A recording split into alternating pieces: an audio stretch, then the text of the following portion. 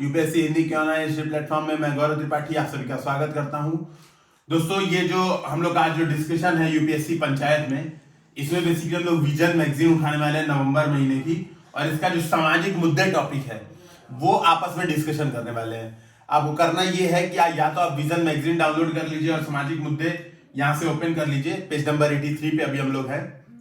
इस बात को ध्यान में रखना है कि हम लोग कोई विजन का प्रमोशन नहीं कर रहे हैं, क्योंकि हम लोग इसको यूज कर रहे हैं। तो आपसे भी यही सजेशन है कि अच्छा है मैगजीन, अभी तक का सबसे बढ़िया मैगजीन करंट अफेयर्स की यही है, तो इसको आप यूज कर सकते हैं। इसमें बेसिकली हम लोग आज डिस्कशन करेंगे, क्योंकि सोशल इश्यूज में बहुत ज्यादा प्री में क्वेश्चन नहीं बनते हैं। हालांकि जिस तरीके के बन पाते हैं वो हम लोग डिस्कशन करेंगे साथ में। मेंस में केस स्टडीज के तौर पर और एस्से में जैसे इसका यूज होगा वो हम लोग साथ साथ में डिस्कशन करते चलेंगे। तो आपको क्या करना है, बेसिकली देखना है, अपने नोट्स में इसको नोट्स ऐड कर लेना है और हमारे साथ जुड़े रहना है। लाइक, सब्सक्राइब और शेयर करना बिल्कुल नहीं भूलना है। इसके अलावा अगर आप हमारा सृजन कार्यक्रम जो पेड चल रहा है अभी आंसर राइटिंग का, दैनिक रूप से लिखने के लिए ज्वाइन करना चाहते हैं तो आप ज्वाइन कर सकते हैं, क्योंकि उसमें बहुत बढ़िया आंसर लिखे जा रहे हैं और लोगों ने, क्योंकि 9 दिन ऑलरेडी हो चुके हैं, तो लोगों ने बहुत जबरदस्त सुधार वहां पे दिखाया है। तो चलिए शुरुआत करते हैं सोशल इश्यूज के क्वेश्चन से। ठीक है, चलिए। पहला टॉपिक जो है वो टॉपिक क्या है, पैटर्निटी लीव। ठीक है, पितृत्व अवकाश।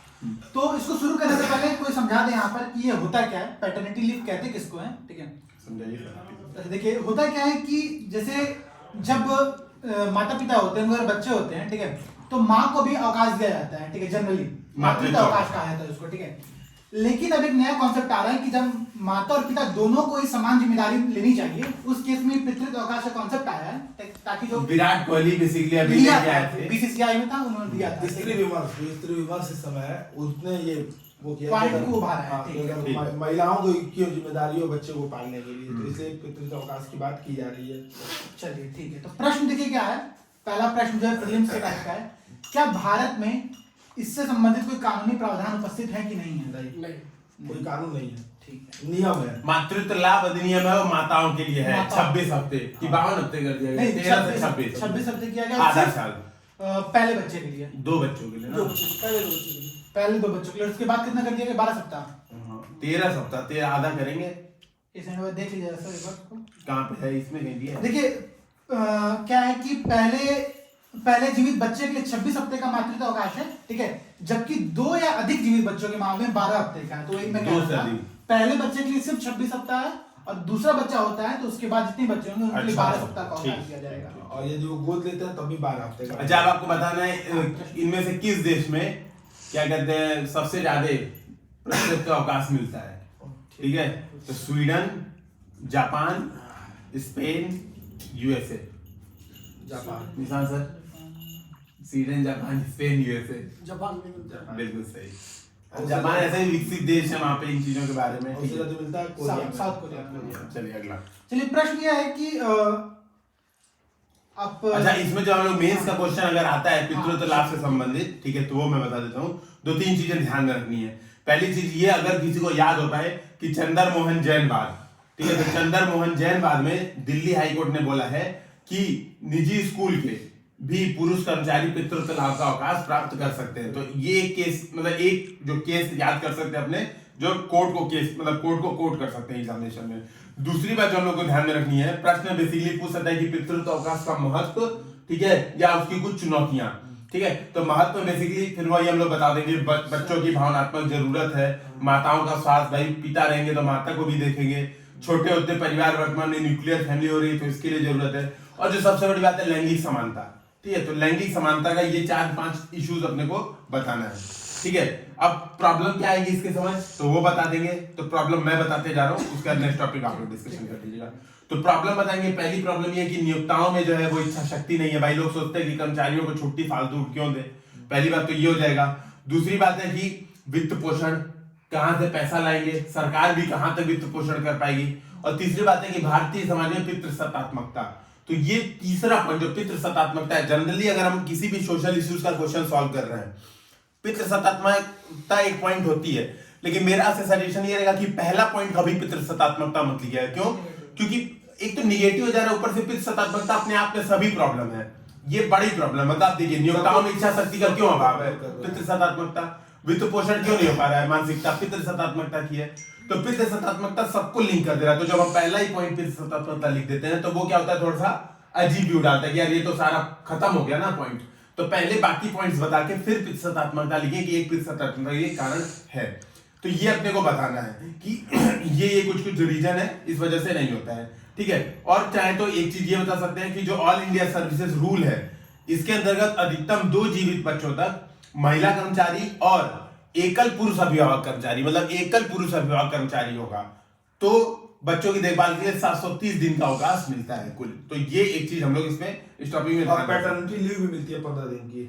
ऑल इंडिया सर्विसेज, हाँ, जो अखिल भारतीय एवं केंद्रीय सेवा सिविल सेवा नियम है उसमें 15 दिन का पितृत्व अवकाश भी मिलता है। इसमें जोमेटो का केस स्टडी भी हम डाल सकते हैं कि जोमेटो ने दिया है अपने कर्मचारियों को 28 दिन का, ठीक है, 26 हफ्ते का, 26 हफ्ते का। यूनिसेफ भी देती है। यूनिसेफ भी। हाँ, तो एक केस स्टडी भी अगर ऐसा क्वेश्चन आता है तो हम लोग यूज कर सकते हैं, ठीक है। अच्छा, ठीक चलिए सर। अच्छा ठीक है, सफाई मित्र सुरक्षा चैलेंज अभियान है, ठीक है, किस मंत्रालय का है? महुआ। महुआ का है, ठीक है। स्वच्छता अभियान है, किस मंत्रालय का है?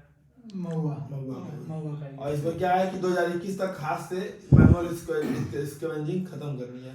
2021 तक हाथ से मैला ढोने की चलिए हम प्रश्न दे रहे हैं, ठीक है, प्रश्न ध्यान सुनिएगा सब लोग। प्रीलिम्स का प्रश्न है। प्रश्न क्या है? पहला कि राष्ट्रीय सफाई कर्मचारी आयोग, इसकी स्थापना एक वैधानिक निकाय के रूप में की गई थी। दूसरा स्टेटमेंट कि यह अभी गैर वैधानिक निकाय है। पहले दोनों बाद में चेंज किया, बाद में हुआ। मतलब जब इसकी स्थापना की गई थी राष्ट्रीय सफाई कर्मचारी आयोग की, तो ये वैधानिक निकाय था, लेकिन बाद में 2013 के आसपास शायद ये हट गया जब विधेयक समाप्त हो गया, तो ये गैर वैधानिक है, लेकिन अभी सामाजिक न्याय और कल्याण मंत्रालय के अंतर्गत कार्यरत है, ठीक है, ध्यान रखना। अच्छा, जो मान लीजिए अगर ये मेंस में क्वेश्चन आता है कि हाथ से ऐसा क्वेश्चन बनेगा, बेसिकली मेंस में प्रश्न नहीं बना दे रहा हूँ, प्रश्न ये बनेगा कि विभिन्न कानूनों और सरकारी प्रयासों के बावजूद भारत में मैला ढूंढने जैसी असम्मानजनक एवं क्या बोलते हैं हम लोग अपमानजनक प्रथा अभी तक व्यापक पैमाने पर मौजूद है। इनके कारणों एवं परिणामों पर चर्चा कीजिए या निहितार्थों पर चर्चा कीजिए। तो बेसिकली हम लोग यहाँ जब इंट्रोडक्शन ऐसे क्वेश्चंस का देंगे तो एक फैक्ट दे देंगे इंट्रोडक्शन में कि एक सर्वे के अनुसार इतने हैं। तो जैसे मुझे याद है, हालांकि इसमें नहीं दिया है, जो मुझे याद है कि 2011 का जो हमारा जनगणना हुआ था उसमें 1,94,000 के आसपास बताए गए थे कि भारत में सफाई मतलब मैला ढोने वाले हैं हाथ से, जिसमें लगभग 82,000 ग्रामीण क्षेत्रों में और 1,12,000 शहरी क्षेत्रों में नियोजित थे। ये देखा गया कि भारत में 7,000 किलोमीटर लंबी सीवेज लाइनें और करीब 26 लाख शुष्क शौचालय अभी तक भारत में है। इनमें से कोई भी चीज एक उठा के हम लोग इंट्रोडक्शन दे सकते हैं कि ये बड़ी। अब हम लोग क्या करेंगे, इसका मेन बॉडी में बताएंगे कि कौन कौन सी सरकारी योजनाएं और कानून है। तो इन्हीं सब जो कानून यहाँ पर बताए गए हैं कि अनुच्छेद 17 अस्पृश्यता उन्मूलन पहला कानून, फिर राष्ट्रीय सफाई कर्मचारी आयोग अधिनियम दूसरा बता देंगे, फिर तीसरा है जो लेटेस्ट बना है, सीधे वहां पे आ जाएंगे 2013 के अधिनियम है ना। हाँ, हाथ से मैला ढोने वालों का नियोजन का प्रतिषेध और उनका पुनर्वास अधिनियम। तो ये अपने बता देंगे, ये बता देंगे कि इन कानूनों के बावजूद ये प्रॉब्लम सभी है।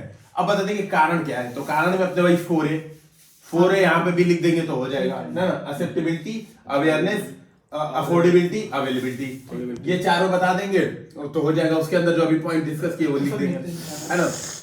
तो ये हमारा आंसर कंप्लीट हो जाएगा। फिर परिणाम बता देंगे कि ये क्या करता है, संवैधानिक अधिकारों को नहीं लागू करता है, जाति प्रथा विद्वेष को बढ़ावा देता है, अवसर की समानता नहीं लाने देता है, आर्थिक सामाजिक राजनीतिक परिणाम बेसिकली हम लोग डिस्कशन निहितार्थ डिस्कशन कर सकते हैं। इसमें सबसे बड़ा डालना पड़ेगा ज्यादा कि राजनीतिक जो इच्छा शक्ति उसका अभाव एक और एक चीज ये ध्यान देंगे कि यूपी क्या है कि जो टोटल भारत का मतलब हाथ से मैला उठाने वाला है उसमें यूपी फर्स्ट पे है, 50% प्लस तो अकेले यूपी में है। हाँ, और ये कौन बताया, राष्ट्रीय कर्मचारी सफाई कर्मचारी आंदोलन के आंकड़े हैं ये, तो ये हम लोग को कोट करना पड़ेगा प्रॉपर। तो यूपीपीसीएस भी मेंस में स्पेशल क्वेश्चन यहाँ से दे सकते हैं क्योंकि फर्स्ट रैंक पे यूपी। बिल्कुल। अच्छा देखिए, इसमें कुछ हम लोग पॉइंट और ऐड कर सकते हैं, जैसे कि बैंडिकूट है, ठीक है, तो बैंडिकूट का सॉल्यूशन में हमेशा ऐड करेंगे। जब भी प्रश्न से संबंधित आएगा तो बैंडिकूट का हम ऐड कर देंगे कि तकनीक का सहायता करके हमें समस्या का समाधान कर सकते हैं। बैंडिकूट रोबोट है, बैंडिकूट रोबोट, जो कि ये प्री में भी क्वेश्चन पूछ सकता है कि हाल में चर्चा मेरा बैंडिकूट रोबोट किस चीज से संबंधित है। तो बोल देगा उद्योगों में काम करने के लिए, सीवेज हटाने के लिए। तीसरा ऑप्शन दे देगा क्या बोलते हैं जो ड्रोन है, या चौथा दे देगा कि क्या बोलते हैं मतलब सड़क निर्माण के लिए। तो ध्यान रखना कि ये सीवेज के लिए है। इस तरह से ऑप्शन टिक और तकनीक का और प्रयोग कर सकते हैं, जैसे जीआईएस मैपिंग हो गई, लीडार से एक जेट से सफाई किया जाता है। जेट वाटर का हम लोग ऐसे बहुत प्रेशर में पानी मारते थे नाली साफ करने का, ये भी हैदराबाद में इसका प्रयोग किया हाँ, तो गया जैसे है। ये जो हम लीडार मैपिंग है वो वैसे ही बता रहे हैं कि लीडार मैपिंग से पूरे जैसे गोरखपुर की मैपिंग हुई है, उसमें क्या किया है कि सीवेज की लाइन कैसे हम किस दिशा में मोड़ेंगे तो अपने आप बह जाएगी। तो उस लीडार में क्योंकि लीडर बेसिकली होता है लाइट डिटेक्शन एंड रेंजिंग, तो वो स्लोप वोप सब बता लेता है। सिविल इंजीनियरिंग में आप लोग यूज किए होंगे ना लीडर। एक मेरे कॉलोनी में मतलब मेरे जब कॉलेज में अलग अलग नमूने ऐसे रोड पे खड़े रहते थे लोकेशन। एक जो ये है इसमें एक केस स्टडी अपने जो इम्पोर्टेंट है जो कोट करनी है, बेजवाड़ा विल्सन, क्योंकि इनको शायद मैक्सा से पुरस्कार मिला था बेजवाड़ा विल्सन को, या फिर पद्मश्री या कुछ मिला था ना। बेजवाड़ा विल्सन बहुत फेमस है, तो बेजवाड़ा विल्सन शायद मैक्सा से ही मिला था, एक बार कंफर्म कर लीजिए। इनकी केस स्टडी आपको बताना है। सफाई कर्मचारी आंदोलन बेजवाड़ा विल्सन के नेतृत्व में संचालित एक राष्ट्रव्यापी आंदोलन है। इसका उद्देश्य जाति आधारित पेशे का पूर्ण रूप से उन्मूलन करना, महिला ढोने वालों की गरिमामय आजीविका की दिशा में उनके पुनर्वास के प्रयास करना है। तो ये बेजवाड़ा विल्सन की केस स्टडी देंगे। इनको रेमंड मैक्से से मिला था, चेक करो। हाँ मिला था रेमंड मैक्से से। इसमें से एक मूवी भी आई थी अभी आर्टिकल 15 आयुष्मान खुराना की, तो उसमें उन्होंने दिखाया ये सीन की मतलब कैसे जो ये कर्मचारी रहते हैं नाली में खुद उतर जाते हैं और सफाई करते हैं। हाँ ये बड़ी प्रॉब्लम। और ये भी तो आई थी टॉयलेट, लेकिन टॉयलेट तो मतलब ठीक है वो अलग चीज हो गया ना। ये आर्टिकल 15 ज्यादा सही है। ठीक है, नेक्स्ट क्वेश्चन सर पूछिए। चलिए मैं थोड़ा देख ले स्क्रीन कि इनको कौन सा आंसर मिला था। इनको रेमंड मैक्से से अवार्ड मिला हुआ है। भारत में कुपोषण से संबंधित अभी हाल ही में नीति आयोग ने अपनी तीसरी रिपोर्ट जारी की थी, जिसमें बताया कि भारत में कुपोषण की क्या स्थिति है। तो उसमें विभिन्न जो वास्तविकताएं हैं और विभिन्न चुनौतियां हैं उसके संदर्भ में चर्चा की गई थी। नीति आयोग ने जो बोला था कि केंद्र सरकार जो 2022 तक ठिंगनापन, दुबलापन, रक्त अल्पता और ये जो कम करना है, इसके लिए क्या क्या विशेष रूप से उपाय किए जाएंगे। तो इसमें जैसे उन्होंने बोला था कि पूरक आहार में सुधार करिए, ICDS की जो सेवाएं हैं उसकी गुणवत्ता और पहुंच में थोड़ा सा सुधार की आवश्यकता है। इसमें एक होलिस्टिक अप्रोच अपनाने की आवश्यकता है, या और शहर विशेष की क्या समस्याएं हैं, जैसे खाद्य प्रणालियां, स्वास्थ्य सेवा वितरण, इन सब में क्या चुनौतियां हैं उसके संदर्भ में उन्होंने बताया था। तो इसीलिए जो हाँ बताओ बोलिए। इसीलिए जो पोषण या राष्ट्रीय पोषण रणनीति आई है उसने इसका कुछ हद तक समाधान करने का प्रयास किया है। अच्छा बेसिकली ना ये मेंस में भी एक क्वेश्चन बन सकता है सीधे सीधे वही उसी तरह का सफाई वाला क्वेश्चन यहाँ भी कि विभिन्न कारणों के बावजूद विभिन्न योजनाओं के बावजूद भारत में अभी भी कुपोषण एक विद्यमान व्यापक समस्या है। या फिर ऐसे कि खाद्यान्न एक दूसरा क्वेश्चन, 2-3 क्वेश्चन मैं बता रहा हूँ, आप लोग नोट कर लीजिएगा मेंस का, और लिख के उस जो एक हम लोग का ओपन ग्रुप है वहां पे अपलोड करिएगा, तो वहां पे डिस्कशन किया जाएगा। एक क्वेश्चन ये है कि विभिन्न योजनाओं के बावजूद भारत में कुपोषण अभी भी एक विद्यमान गहन समस्या है। राष्ट्रीय पोषण अभियान किस हद तक इस समस्या के समाधान में सफलता या सफल हो सकता है, दोनों तरीके के क्वेश्चन बन सकते हैं। ठीक है, दूसरा जो क्वेश्चन बन सकता है ये बन सकता है कि खाद्यान्न उत्पादन में आत्मनिर्भरता के बावजूद, ठीक है, भारत अभी भी कुपोषण से जूझ रहा है। ठीक है, इसके समाधान पर चर्चा कीजिए। तो देखिए दोनों क्वेश्चन अलग अलग है लेकिन लिंक दोनों में है। जैसे सेकंड वाले क्वेश्चन में खाद्यान्न उत्पादन में आत्मनिर्भरता, ये हम लोग इंट्रोडक्शन में यूज करेंगे कि भाई 290 मिलियन टन हमारे पास खाद्यान्न उत्पादन होता है, 310 मिलियन टन हमारे पास बागवानी फसल उत्पादन होता है, हर साल 90,000 करोड़ की फसल खराब भी हो जाती है, इतना ज्यादा होता है। यूके का इतना उत्पादन नहीं है जितना हम खराब कर देते हैं। तो ये हम लोग इंट्रोडक्शन बता देंगे। अब बता देंगे कि कुपोषण की समस्या है, यही पूछा है तो उसको एक्सप्लेन कर देंगे। बता देंगे NFHS 4 के अनुसार 36.4% है, NSSO के अनुसार 36.4% स्टंटिंग से प्रभावित लोग हैं भारत में। इसके अलावा हम लोग बता देंगे कि 18 वर्ष से बड़ी उम्र की 50% महिलाएं रक्ताल्पता से ग्रसित है, एनीमिया। ये कुछ हम लोग बता देंगे कुपोषण अभी विद्यमान है। ठीक है, फिर क्या करेंगे ये बता देंगे, जब पूछा है कि सुझाव बताइए या फिर किस तरह से सॉल्व करेंगे, तो बेसिकली हम लोग यही जो पोषण अभियान है इसी को यूज कर देंगे। पोषण अभियान में जो बातें नीति आयोग ने बताया है, और साथ में कुछ पॉइंट्स ये बता देंगे जैसे वर्ल्ड फूड प्रोग्राम है, एक वर्ल्ड फूड प्रोग्राम है उसको इस बार नहीं वर्ल्ड फूड प्रोग्राम दूसरा है, वो यूनाइटेड नेशन की एक बॉडी है, विशेषज्ञ संस्थान यूनाइटेड नेशन का, इसको अभी नोबेल शांति पुरस्कार नोबेल। इसीलिए मैं कनेक्ट कर रहा हूँ सारी चीजों को, देखिए किस तरह से लिंक करना है मेंस में। हम लोग का जो आंसर राइटिंग ग्रुप है वहां पे हम लोग बेसिकली यही काम करते हैं, किस तरीके से सारी चीजें जो इधर इकट्ठा है उधर इकट्ठा है उसको लिंक करके आंसर में डालना है। तो यहाँ पे अपने भी बताएंगे वर्ल्ड फूड प्रोग्राम बेसिकली किया गया है भारत में। केरला में ना उन्होंने क्या किया है, एक चीज होती है फूड फोर्टिफिकेशन, कि विटामिन ए डाल दिया, जिंक डाल दिया खाने में ही, और उससे क्या होता है, कुछ स्वाद बाद में चेंज आता नहीं है, लेकिन जो पोषक तत्व है वो मिल जाता है। F+ लोगो दिया जाता है इसी के लिए। F+ लोगो FSI का है ना, तो ये लोगो भी है। अब हम लोग बेसिकली करेंगे क्या, सजेशन में ये देंगे कि फूड फोर्टिफिकेशन किया जाए। अब इससे क्या है, कम लागत में हो जाएगा सारा काम, ठीक है। और बोले कि कुपोषण की समस्या क्यों है, तो वो तो 4A हम लोग ने डिस्कशन कर ही लिया। तो बेसिकली इस तरीके का हमारा आंसर राइटिंग का स्ट्रक्चर हो जाएगा सारी चीज, क्योंकि जैसे जीएस पेपर 2 में भी एक हेडिंग है, मतलब टॉपिक अंतरराष्ट्रीय संस्थाएं एक आता है ना, मतलब एक सिलेबस का एक पॉइंट है अंतरराष्ट्रीय संस्थाएं। तो वर्ल्ड फूड प्रोग्राम को क्योंकि नोबेल पुरस्कार मिला है, और इस बार WHO से प्रश्न पूछा भी गया है। मेंस में यूपीपीसीएस में भी पूछा गया, यूपीएससी में भी, दोनों में WHO का सेम क्वेश्चन, डिक्टो सेम क्वेश्चन रिपीट किया था। हाँ बिल्कुल, दोनों क्वेश्चन रिपीट किया गया था दोनों जगह। ये क्वेश्चन अब WFP भी पूछा जा सकता है क्योंकि नोबेल पुरस्कार मिला हुआ है। तो इस तरीके से अच्छा, जो अब इससे एक क्वेश्चन और बनता है प्रीलिम्स का, मैथ्स 2 कॉलम बताना है। ठिकनापन में स्टंटिंग वेस्टिंग मुझे याद है ना, तो वो ज्यादा अच्छा रहेगा। स्टंटिंग वेस्टिंग और एनीमिया क्या होती है, सामने बता रहा हूँ। हाइट कम हाइट ज्यादा, मतलब जिस हिसाब से ऊंचाई है, जिस हिसाब से लंबाई है, उस हिसाब से वजन बहुत कम है। एक सामने आपके ऑप्शन है। दूसरा है उम्र के अनुसार वजन बहुत कम है, और तीसरा है खून कमी है। ठीक ना, इसी सेम ऑर्डर में स्टंटिंग मतलब होता है कि हाइट कम हाइट ज्यादा, ठीक है। ऐसे याद करने का तरीका, या ऐसे ठिकनापन मतलब आयु के अनुसार लंबाई कम है। चलिए कुछ आंकड़े में बता देता हूँ यहाँ पर, जो कि आप लोग आंसर राइटिंग में यूज कर सकते हैं और प्रीलिम्स में पूछ सकते हैं। आंकड़े क्या है कि ग्लोबल न्यूट्रिशन रिपोर्ट 2020 की जो है, ठीक है, उसने बताया कि भारत का जो लक्ष्य है, वैश्विक लक्ष्य है भुखमरी को लेकर के, भारत 2025 तक उस लक्ष्य को प्राप्त कर नहीं पाएगा, ठीक है। तो ये एक आंकड़ा आप लोगों को ध्यान में रखना है। हाँ। दूसरी बात, ग्लोबल न्यूट्रिशन रिपोर्ट जारी कौन करता है सर?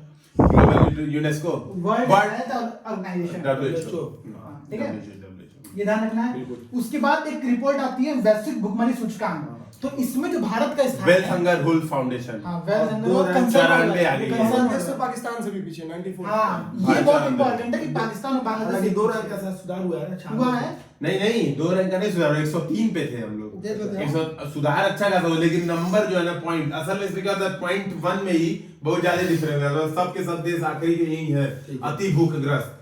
तो बेसिकली ना, अगर मेरे हिसाब से अगर इंट्रोडक्शन में भी ये चीज बतानी है ना, तो अपने को कभी इस साल की रिपोर्ट नहीं लिखनी कि इस साल की रिपोर्ट में ऐसा फील आ सकता है किसी को बहुत सुधार हुआ है, पिछले साल 103 पे थे, इस बार 94 पे आ गए। तो पिछली 2019 बार 102 पे थे, अभी नहीं 103 पे, 103 पे 18 में हम लोग थे, 103 पे, 19 में 102 पे, अब आ गए हैं 94 पे। तो बेसिकली लोगों का करना है ना, 19 वाली रिपोर्ट कोट करनी है, तो वो ज्यादा अच्छा इंपैक्ट दिखाएगी। इसमें बस पॉइंट ये है कि भारत पाकिस्तान और बांग्लादेश से पीछे चल रहा है, इस पॉइंट को आप कोट कर सकते हैं, ये इंपॉर्टेंट पॉइंट है। हाँ, ये हाँ, इसमें एक राज्य विशेष वाला अगर देखा जाए तो यूपी का जो पोषण सप्ताह चलता है, एक, हाँ, जो एक चीज ये बतानी थी मुझे, भारत सरकार चला रही है जीरो हंगर कार्यक्रम। बताइए यूपी का, निशान सर, यूपी का कौन सा जिला जीरो हंगर कार्यक्रम में है? सोनभद्र,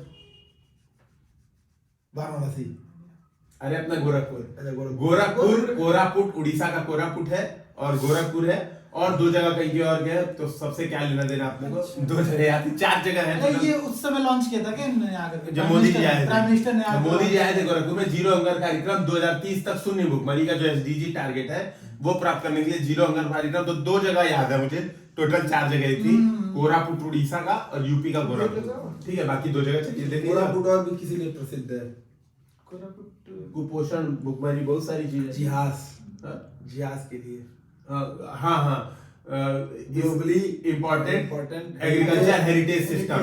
बेसिकली भारत में 4 है टोटल। कौन कौन से? एक कश्मीर में है, कश्मीर का करेवा, कुटनाड का चावल, कुटनाड केरल, और कोरापुट का चावल, और जो तमिलनाडु का जो वो है डेल्टा क्षेत्र, जो पानी के नीचे अंडर वाटर, कृष्णा, ये कौन देता है मान्यता GIS इसकी? फाओ, फाओ, FAO देता है। ठीक है। तो अगले टॉपिक पे अगले आगे, अगला प्रश्न पूछिए। अगला भारत में SDG इन्वेस्टर मैप जो अभी बनाया गया था, ठीक है। मतलब उसका था इन्वेस्ट इंडिया, UNDP और इन्वेस्ट इंडिया बनाया था, ठीक है। इन्वेस्ट इंडिया क्या है? इन्वेस्ट इंडिया देखो, वाणिज्य एवं उद्योग मंत्रालय के अंतर्गत एक निवेश प्रदाता कंपनी है, ठीक है, निवेश संवर्धन एवं सुविधा, हाँ, ठीक मतलब है, ऐसे कुछ है। और इसको कई लोगों का शेयर है, इसमें से फिक्की को कुछ शेयर दिया गया 30% के अराउंड, ठीक है। बाकी मंत्रालय के पास 0.5% का शेयर है, और बाकी कुछ और शेयर किसी के पास इसमें है, ठीक है। भारत सरकार का 35,000, फिक्की का 51%, ऐसे मतलब बाकी जितने वो है, DPIIT का हाँ, है ये। हाँ, DPIIT का है। DPIIT। और प्रत्येक राज्य सरकार की 0.5% अधिकार है, ठीक है। Next question. अच्छा इसमें बाकी तो आपका ये एसडीजी वाला है तो हो ही चुका है। SDG अदीस अबाबा एक्शन एजेंडा किस संबंध में? एसडीजी को 2030 तक लागू करने से संबंधित। अदीस अबाबा है कहाँ पे? अच्छा एक लेकिन जैसे ये पूछ सकता है ये जो एसडीजी में जो 6 प्राथमिकता वाले क्षेत्र है इसको एक बार देख लेना होता है क्योंकि पूछ सकता है यूपीएससी की 6 तेज बोल दीजिए आप थोड़ा सा। ठीक है। तो जैसे शिक्षा है, स्वास्थ्य है, कृषि एवं संबद्ध सेवाएं, वित्तीय सेवाएं, नवीकरणीय ऊर्जा और संधारणीय पर्यावरण, ये शायद मुझे लग रहा है कि ये क्वेश्चन कहीं पूछा था, प्री में पूछ सकता है। पूछ सकता है। पूछा था कहीं कि निम्नलिखित में से कौन कौन इसमें शामिल है प्राथमिकता वाले क्षेत्र। प्राथमिकता वाले क्षेत्र में। ठीक है। तो ये एक बार थोड़ा सा देखना ये आवश्यक हो जाता है। नेक्स्ट टॉपिक एसडीजी के बारे में जैसा सबको मालूम था हम लोग एक बार इस पे डिस्कस भी किया। एसडीजी हम लोग पंचायत 2 3 4 में डिस्कस कर रहे थे। वैसे चलिए बताइए दीजिए जब एसडीजी 7 क्या है, 6 क्या है, तो बताइए। 6 स्वच्छता वाला 7 सतत वाहनी ऊर्जा। ठीक है, बस ये बंद किया जाए ना सबकी पोल खुल जाएगी। इसलिए याद है क्योंकि वो यूपीपी से 2019 में आ गया था। इसलिए वो यानी आप प्रीवियस ईयर क्वेश्चन पढ़ रहे हो ध्यान से। अगला है पारंपरिक और आधुनिक चिकित्सा प्रणालियों का एकीकरण। इसके लिए जो भारतीय चिकित्सा परिषद है इसने अभी मतलब जो भारतीय चिकित्सा केंद्रीय परिषद है इसने आयुर्वेद के स्नातक विद्यार्थियों को चिकित्सा ऑपरेशन करने की बात की थी जिसका भी विरोध भी हुआ था बहुत ज्यादा। हड़ताल वगैरह भी हुई थी। तो उसके संदर्भ में ये किया गया था कि जो भी पारंपरिक और आधुनिक चिकित्सा प्रणालियां हैं उनका एकीकरण कैसे हो। जैसे सरकार कई बार बात करती है कि जैसे हमारे यहाँ 1600 पे एक डॉक्टर की अवेलेबिलिटी है, 1642 पे लगभग एक डॉक्टर की अवेलेबिलिटी है। है। तो ये होता है कि कैसे डॉक्टरों की कमी को हम लोग पूरा करें। तो एक होता है कि ब्रिज कोर्स स्टार्ट कर दिया जाए, ये ज्यादा अच्छा उपाय है ब्रिज कोर्स। हाँ ब्रिज कोर्स का। एक होता है कि आप जो कुछ मतलब डॉक्टर हैं जो उसमें क्या नाम है अन्य पद्धतियों के उनको आप इसमें परमिशन आयुष। हाँ आयुष के। तो वही आयुष के जो मतलब नहीं ये आयुर्वेदिक वालों को दिया गया था परमिशन ना। लेकिन आयुर्वेद एक पार्ट है ना आयुष का। तो वही तो बोला गया था कि आप उनको भी दे दीजिए। तो इसका इन्होंने विरोध किया था। हालांकि जो हमारा चरक संहिता है और सुश्रुत संहिता है, सुश्रुत एक शल्य चिकित्सक थे और आयुर्वेद के जानकार थे। ठीक है, उस समय के सबसे महान शल्य चिकित्सक थे। तो उस संदर्भ में आप देख लेते हैं इसमें प्रमुख मतलब पक्ष में और विपक्ष में समझ लेना चाहिए कि भाई पक्ष में एक तरह की डॉक्टरों की कमी पूरी हो जाएगी, छोटे मोटे ऑपरेशन सही से हो जाएंगे, इनको इंश्योरेंस का लाभ दे सकेगा। विपक्ष में एक तरह से हो सकता है गुणवत्ता से प्रॉब्लम क्रिएट हो जाए।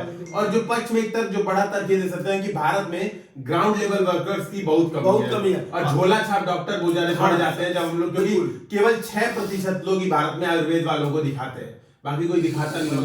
भैया के गांव में अभी इंजेक्शन लगा दिया था, मर गया कोई, वो था गलत इंजेक्शन लगा दिया था।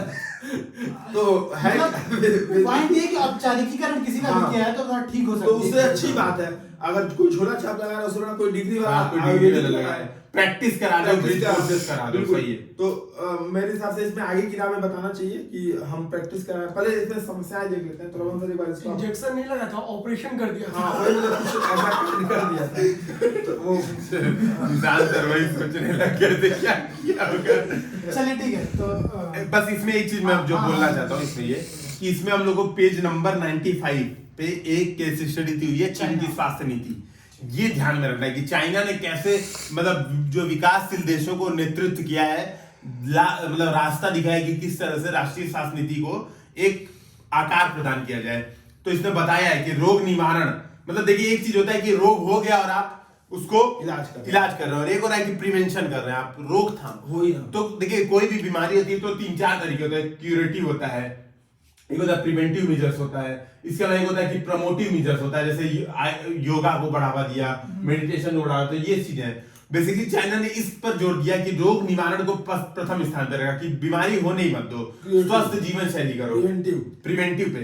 दूसरा है पश्चिमी और पारंपरिक चिकित्सा को संयोजित किया कि भाई एलोपैथी जो भारत अभी किया है, जो आयुर्वेद वालों को सर्जरी की अनुमति दी गई, बेसिकली यही है। नहीं तो अभी शायद दी नहीं गई, इसको दे दी गई है, कंफर्म है। तीसरा स्वास्थ्य को जन आंदोलन के साथ एकीकृत किया और चौथा इन्होंने ग्रामीण क्षेत्र पर ध्यान केंद्रित किया जो कि भारत में एक बड़ी समस्या है और इसके अभाव के कारण भारत में 70% के आसपास आउट ऑफ पॉकेट एक्सपेंडिचर होता है। प्रति वर्ष लगभग 7 करोड़ लोग मेडिकल पॉवर्टी ट्रैप में चले जाते हैं कि बीमारी के पास उनके पास पैसा नहीं होता है कि बीमारी का इलाज करा पाए, तो वो गरीबी की रेखा से नीचे आ जाते हैं दवाओं पे खर्च के कारण।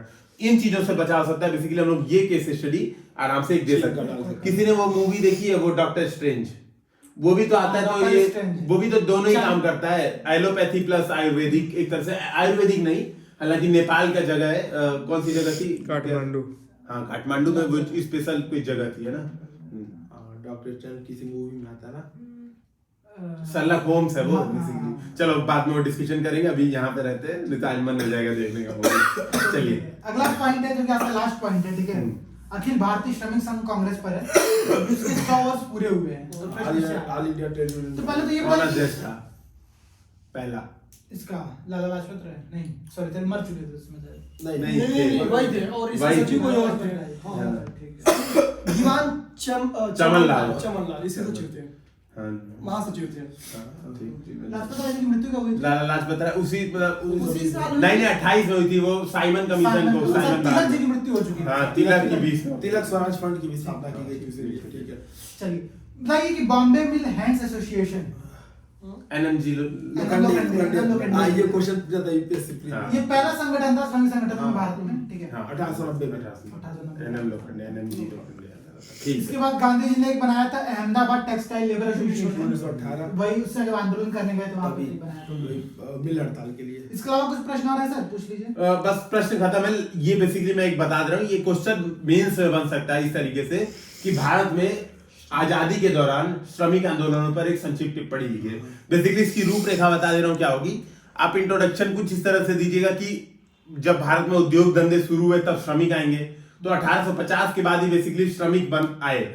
उसके बाद जैसे जैसे समाजवादी आंदोलन पड़ा, मार्क्सवाद और कम्युनिज्म का प्रभाव पड़ा, तो भारत में श्रमिक आंदोलन राष्ट्रीय आंदोलन के साथ कभी एकीकरण दिखाई दिया है, कभी अलगाव दिखाई दिया है। बेसिकली इन चीजों पर ही हमको चर्चा करनी है, ठीक है? तो वो आप लोग चाहे तो ले सकते हैं। और सबसे बड़ी बात है कि जो 1901 से 1920 का जो दो दशक रहे हैं, वो भारत में धीरे धीरे बड़े उद्योगों की स्थापना के दशक रहे हैं। हाँ, क्योंकि स्वदेशी आंदोलन, बहिष्कार आंदोलन, साहित्य में भी पढ़ते हैं, हाँ। उसमें दिया हुआ है कि जो भी किसान थे धीरे धीरे किसानी के केचुल उतार करके मजदूरी का केचुल पकड़ते हैं, जो बताते हैं वो होरी की कहानी उसकी रात में आ जाती है। में हाँ। तो आज का डिस्कशन यही समाप्त बिल्कुल करें। सर। तो दोस्तों आज का डिस्कशन यही समाप्त करते हैं, और मैं आपको जाते जाते एक सूचना देना चाहता हूं कि हिंदी साहित्य के लिए विशेष उत्तर लेखन कार्यक्रम हमारा प्रारंभ हो चुका है। अंकुरण प्रोग्राम, अगर आप चाहते हैं कि आंसर राइटिंग हमारे साथ करें हिंदी साहित्य जिसका ऑप्शनल है, तो वो 9711143850 पर कांटेक्ट करके इसकी डिटेल ले सकते हैं। तो धन्यवाद दोस्तों, फिर अगले बार मिलते हैं। जय हिंद।